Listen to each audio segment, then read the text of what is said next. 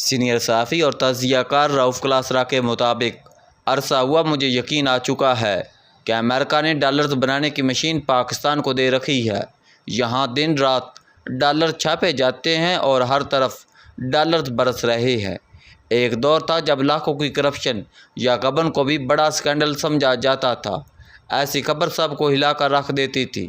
پھر لوگ لاکھوں کی کرپشن کو معمول سمجھنے لگے، یا یوں سمجھے بور ہونے لگے۔ لاکھوں کی کرپشن کوئی خبر معمول بن کر رہ گئی، جو نہ فیل کرنے والوں کو اچھی لگتی اور نہ ہی وہ پڑھنے والوں کے دل کو گرما پاتی۔ پھر غبن اور مال بنانے والوں نے اپنا معیار اونچا کرنے کا فیصلہ کیا اور معاملہ کروڑوں تک لے گئے۔ پھر وہی بوریت، کچھ عرصہ بعد اربوں کی خبر آنے لگی۔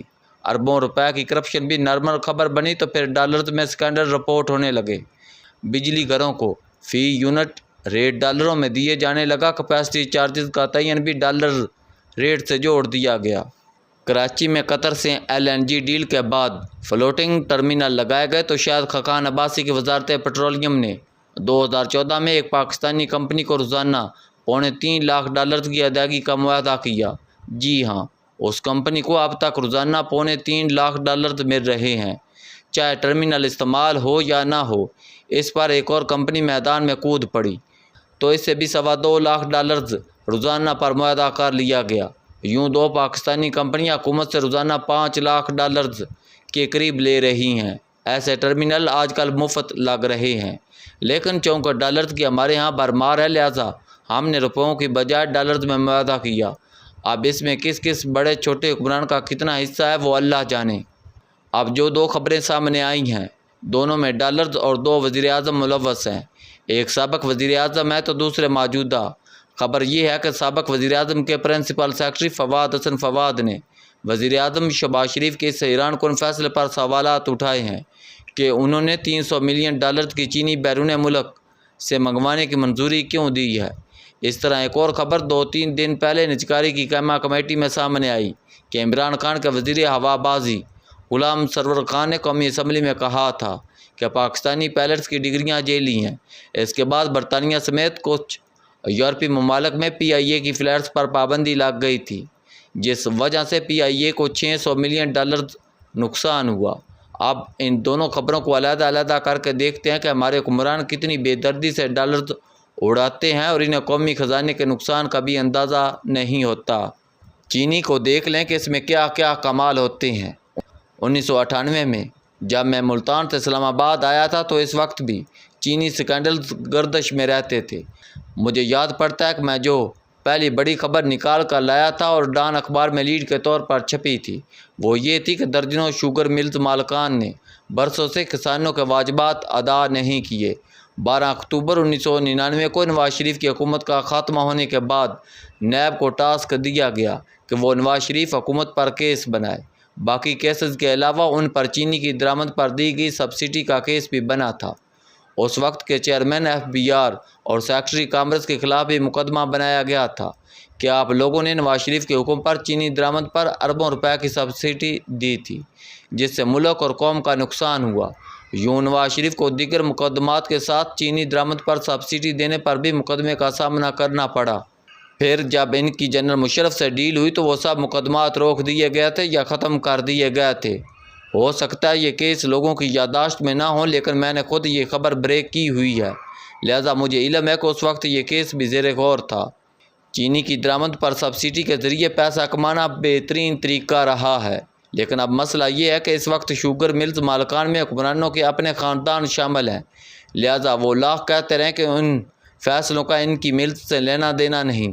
کوئی بات نہیں مانے گا، وہ بے شک چینی برآمد نہ کرتے ہوں یا انہوں نے چینی کی درآمد پر سبسڈی نہ لی ہو، لیکن جب چینی کی برآمد کے فیصلے سے مقامی مارکیٹ میں چینی کی قیمت اوپر جاتی ہے تو فائدہ سب کو ہوتا ہے۔ چینی کی فی کلو قیمت صرف $1 بڑھنے سے شہزاد اکبر کے بقول $5 ارب کا نفع شوگر انڈسٹری کو ہوتا ہے۔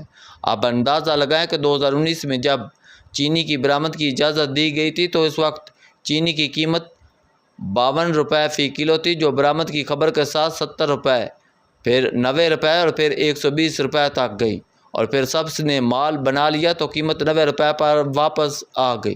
اب شہزاد اکبر کی بات کو سامنے رکھیں کہ کتنا مال بنایا گیا تھا۔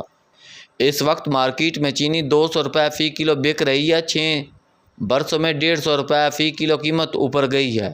پہلے چینی برآمد کر کے مال بناتے ہیں اور پھر کہتے ہیں چینی کم پڑ گئی، لہذا درآمد کی جائے۔ یہ کھیل 2019 سے کھیلا جا رہا ہے۔ اب کی دفعہ $300 ملین کی چینی درآمد کی جا رہی ہے کیونکہ مقامی قیمتیں بڑھ گئی ہیں۔ ہمیں کہا گیا کہ چینی برآمد کرنے سے ڈالرز آئیں گے۔ ڈالر پتہ نہیں کتنے آئے یا نہیں آئے، لیکن $300 ملین کی چینی ضرور درآمد ہوگی۔ شہباز شریف حکومت کے پاس شاید ڈالرز بہت ہے، لہذا درآمد برآمد کا کھیل کھیلتے رہتے ہیں۔ یہ مت بھولیں کہ شریف خاندان کی اپنی شوگر ملز بھی ہیں، جیسے اپنے بجلی گھر ہیں۔ اب آتے ہیں اس $600 ملین کے نقصان کی طرف جو پی ٹی آئی حکومت کے ایک وزیر کے امکانہ بیان کی وجہ سے پاکستان کو برداشت کرنا پڑا۔ جب پی ٹی آئی حکومت کے وزیر ہوابازی غلام سرور خان نے اسمبلی میں اعلان کیا کہ پاکستانی پیلٹس کے جیلی ڈگریاں ہیں تو فوری طور پر پی آئی اے پر برطانیہ اور یورپی ممالک میں پابندیاں لگ گئیں۔ برطانیہ کی پابندی کا سب سے زیادہ نقصان ہوا اور اب سرکاری دستاویزات میں بتایا گیا کہ ان پر 5 برسوں میں برطانوی اور یورپی روٹس کی بندش سے پاکستان کو مجموعی طور پر $600 ملین کا نقصان ہوا۔ 150 پاکستانی پیلٹس کو مختلف ایئر لائن نے نکال دیا۔ سینکڑوں گھرانے متاثر ہوئے۔ غلام سرور خان سے جب اس بارے پوچھا گیا تو انہوں نے کہا کہ مجھے عمران خان نے کہا تھا کہ اسمبلی میں یہ بیان دو۔ یوں بغیر سوچے سمجھے ایک وزیر اعظم نے ایسا کام کرایا جس کا نتیجہ بڑے نقصان کی صورت میں نکلا۔ پی آئی اے پہلے ہی تباہ حال تھی اور سرکاری رپورٹ کے مطابق اس پابندی کے بعد مجموعی طور پر 740 ارب روپے کا نقصان اٹھا چکی ہے۔ اس پابندی کا فائدہ غیر ملکی ایئر لائنز نے اٹھایا۔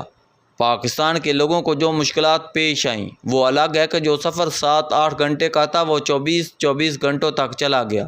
کرائے الگ سے بڑھ گئے اور پی آئی اے اپنے منافع بخش روٹس کھو بیٹھی۔ مزے کی بات یہ ہے کہ عمران خان ہو یا ان کے وزیر غلام سرور خان، انہوں نے ایک دن بھی اس نقصان اور تباہی پر شرمندگی محسوس نہیں کی۔ خان صاحب کی قسمت دیکھے کہ اوورسیز پاکستانی میں بھی مقبول ہیں جن کی وجہ سے پی آئی اے کا $600 ملین کا نقصان ہوا اور اس عرصے میں اوورسیز پاکستانیوں کو دوسری غیر ملکی ایئر لائنز پر زیادہ کرایہ دے کر طویل سفر کرنا پڑا۔ پاکستانی قوم جیسا عزمہ بھی شاید کسی اور قوم کا ہو جو لیڈروں کی نالائکیوں کو بھی جشن کی طرح مناتی ہے۔ اس قوم کو اپنے قاتلوں سے بھی پیار ہے۔